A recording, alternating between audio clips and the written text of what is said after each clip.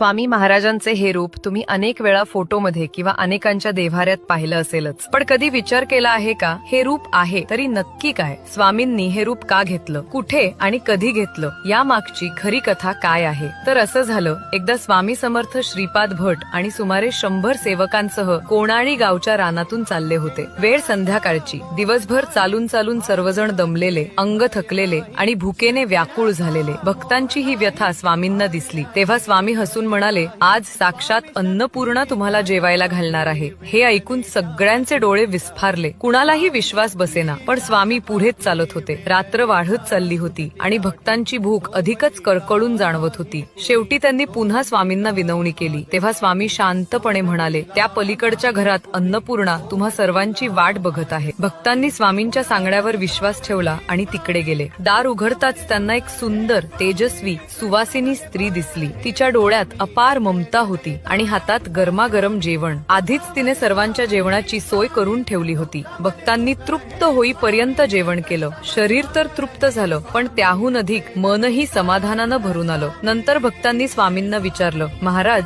ती सुवासिनी कोण होती? स्वामी समर्थ मंद हसले आणि म्हणाले, ती दुसरी कोणी नसून माता अन्नपूर्णाच होती. तुम्हाला जेवायला घालण्यासाठी ती माझ्याच रूपातून प्रकट झाली होती. म्हणूनच स्वामी समर्थांना अनेक भक्त